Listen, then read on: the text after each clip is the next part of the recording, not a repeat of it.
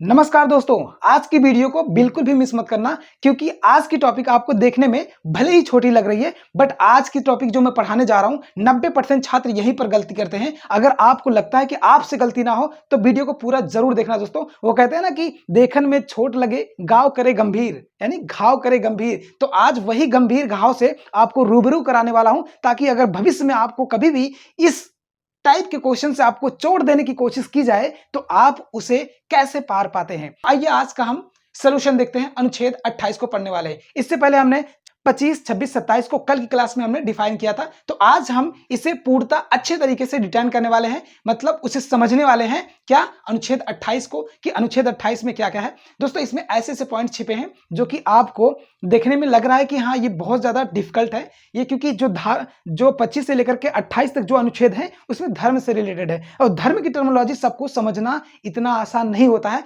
But इस अनुच्छेद को मैं इस तरह समझा दूंगा कि आप जीवन में कभी भूल नहीं पाओगे और आगे चल के पॉलिटी आपकी ताकत बन जाएगी अगर आप मेरे साथ पूरी सीरीज को फॉलो करते हैं तो चलिए वीडियो को शुरू करते हैं दोस्तों। अनुच्छेद 28 क्या कह रहा है दोस्तों, आइए देखते हैं। कह रहा है कि कुछ शिक्षण संस्थान, क्या दोस्तों, कुछ शिक्षण संस्थानों में धार्मिक शिक्षा के संबंध में, क्या दोस्तों मेरी लाइन को गौर से समझना जो मैं पढ़ रहा हूं, ठीक है।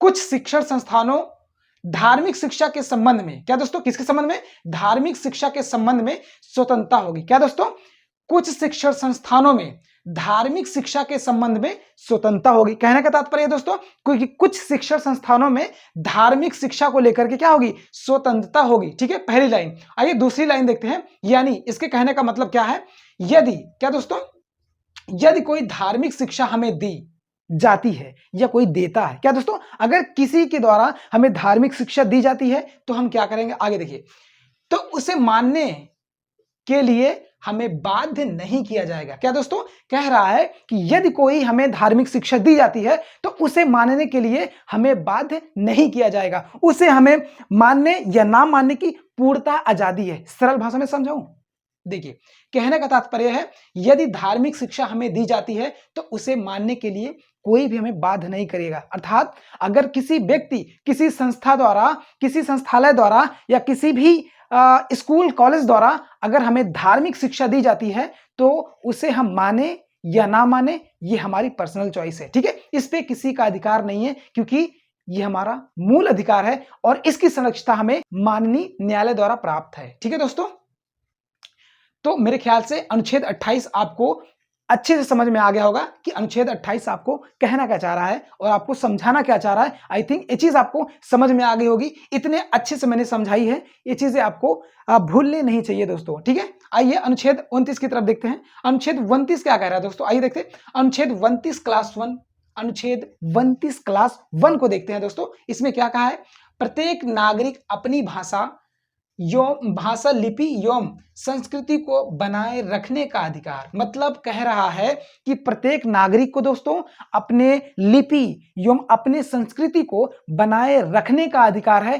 प्रत्येक व्यक्ति को, भारत के प्रत्येक नागरिक को। अब बताइए मेरे भाई, इतनी इजी वे में अगर मैं आपको समझाऊं, अगर आपको ना समझ में आए तो बताइए, जिस पेपर में उमर को आप गोला करेंगे वो भी मुस्कुराएगी कि नहीं मुस्कुराएगी। तो इसलिए आप इतना भी मतलब अपनी बेइज्जती ना करवाइए कि उमर की सीट भी आपसे देखकर मुस्कुराने लगे। ठीक है, तो आई थिंक ये चीजें क्लियर हो गई होगी। ठीक है, आइए देखते हैं अनुच्छेद 29 क्लास 2 की बात कर लें। इसमें क्या कहा गया है, इसमें कहा है कि किसी धर्म के आधार पर, क्या दोस्तों, किसी धर्म के आधार पर, जाति के आधार पर, जाति के आधार पर और यहां पर लिंग के आधार पर, ठीक है, लिंग के आधार पर, मूल वंश के आधार पर, भाषा के आधार पर, राज्य द्वारा वित्त पोषित, अर्थात ऐसी शिक्षा संस्था जहां राज्य सरकार पूरी तरह से क्या हो, नियंत्रण हो, एवं प्रशासन विधायी वित्त के आधार पर भेदभाव नहीं होना चाहिए या नहीं होगा। नहीं समझ में आया, फिर दोबारा देखिए दोस्तों। कह रहा है कि ऐसी संस्था, क्या दोस्तों, ऐसी संस्था जहां राज्य सरकार पूरी तरह से नियंत्रण में हो। अर्थात कहने का तात्पर्य है कि धर्म के आधार पर, ठीक है, जाति के आधार पर, लिंग के आधार पर, मूल वंश के आधार पर, भाषा के आधार पर, क्या है दोस्तों, और वित्त पोषित के आधार पर, अर्थात मतलब इसका मतलब और क्या अंदर लिखा है कि ऐसी शिक्षा संस्था जहां राज्य सरकार पूरी तरह से नियंत्रण हो। मतलब जितने मैंने 5 टर्म आपको बताए हैं उस पर किसी भी प्रकार का राज्य द्वारा भेदभाव नहीं किया जाएगा। ये चीज आपको समझ में आ गई होगी। ठीक है दोस्तों, और आगे ऐड किया है प्रशासन, विधायी एवं वित्त के आधार पर भी कोई भेदभाव नहीं किया जाएगा। दोस्तों आई थिंक ये पॉइंट भी आपको समझ में आ गया होगा। ठीक है दोस्तों, तो दोस्तों पिछली क्लास में हमने 25, 26, 27 को पढ़ा था।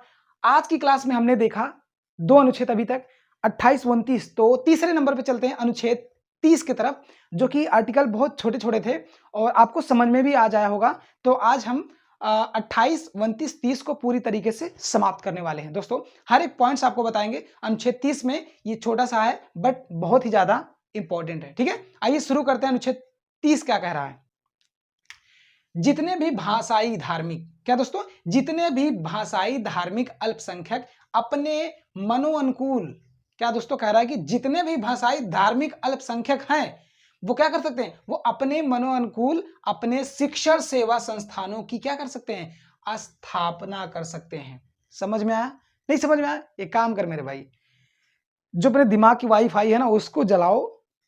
जलाने का मतलब उसे जलाना नहीं है, उसे ऑन करो और इस बोर्ड से उस वाईफाई को कनेक्ट करो। देखो अभी कैसे आपके दिमाग में फीड होगी। चलिए फिर से देखते हैं। कह रहा है कि जितने भी धार्मिक अल्पसंख्यक हैं, मतलब जितने भी भाषाई यानी भाषा के तौर पर, क्या दोस्तों, जितने भी भाषाई धार्मिक अल्पसंख्यक हैं वो अपने मनोअनुकूल, क्या दोस्तों, अपने मन से शिक्षण सेवा संस्थानों की स्थापना कर सकते हैं। क्या दोस्तों, कोई भी व्यक्ति हो जो अल्पसंख्यक हो, भाषा के आधार पर यानी धार्मिक अल्पसंख्यक हो, अपने मनो अनुकूल मतलब अपने मन से शिक्षा संस्था, शिक्षण सेवा संस्थानों की स्थापना कर सकता है। उसमें कोई भी किसी को बाध्य नहीं करेगा। ये हमें अधिकार कौन देता है दोस्तों?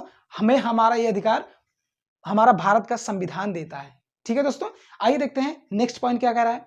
हमारे संविधान में अल्पसंख्यक की, क्या दोस्तों, हमारे संविधान में अल्पसंख्यक की कहीं भी परिभाषा नहीं दी गई है। क्या दोस्तों, हमारे संविधान में कहीं भी अल्पसंख्यक की परिभाषा नहीं दी गई है, लेकिन एग्जामिनर यहीं पर आपको फंसाने की कोशिश करेगा। बट आपको फंसना नहीं है। क्या दोस्तों, आपको फंसना नहीं है कि एग्जामिनर आपके साथ जो खेल खेलने वाला है उससे पहले मैं इस पॉइंट को रखकर आपके एग्जामिनर की नस पकड़ लूं ताकि आपको समझा सकूं और आगे एग्जामिनर अगर इस पर खेल खेलना चाहे तो आप उसके चतुराई को पकड़ सकें। ठीक है, उसके बाद क्या कह रहा है कि फिर भी दोस्तों भाषाई एवं धार्मिक अल्पसंख्यक, क्या दोस्तों, भाषाई एवं धार्मिक अल्पसंख्यक को मान्यता दी गई है। दोस्तों क्या दोस्तों, फिर भी भाषाई एवं धार्मिक अल्पसंख्यक के तौर पर या आधार पर मान्यता दी गई है। ठीक है, पहली लाइन से फिर से पढ़ते हैं। जितने भी भाषाई धार्मिक अल्पसंख्यक है वो अपने इच्छानुसार अपने मनोअनुकूल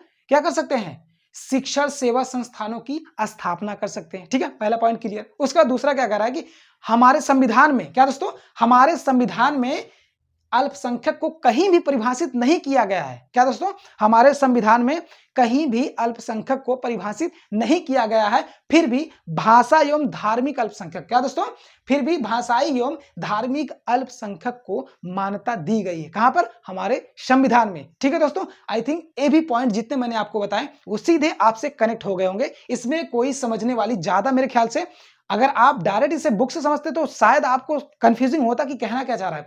बट इस चीज को मैं अपने भाषा में आपकी तरफ मतलब मैंने पहुंचाने का काम किया, मतलब सरल भाषा में, ताकि आप इस चीज को किताबी भाषा के तौर पर नहीं बल्कि आप लोकल लैंग्वेज में समझ सकें, जिससे आपको जल्दी कनेक्ट हो, जल्दी समझ में आए, इस कंसेप्ट को जल्दी आप समझ सकें। इसलिए मैंने इसको क्या किया, अपनी भाषा में इस कदर समझाया ताकि आपको अच्छे से समझ में आ सके। ठीक है दोस्तों, तो आज की क्लास हम यहीं पर विराम देते हैं, समाप्त करने वाले हैं, क्योंकि अगली क्लास में हम समझेंगे अनुच्छेद 31, 32। ठीक है, उसके बाद बताएंगे कि 33, 34, 35 मूल अधिकार होते हुए भी डायरेक्ट मूल अधिकार नहीं है। ये चीज भी हम आपको डिस्कस करेंगे अगली क्लास में। दोस्तों क्लास आप अगर देख रहे हैं तो प्लीज वीडियो को लाइक करके चैनल को सब्सक्राइब कर देना, क्योंकि मेरे भाई दोस्त जितने भी वीडियो को देख रहे होंगे यकीन मानिए दोस्तों उनको समझ में आया होगा। अगर उनको समझ में नहीं आया तो प्लीज वीडियो को फिर से देखना, क्योंकि इसमें मैंने कोई कसर नहीं छोड़ी आपको समझाने में। ठीक है दोस्तों, अगर वीडियो को कनेक्ट रखना चाहते हैं तो इससे पहली वाली वीडियो जाकर के देखिए,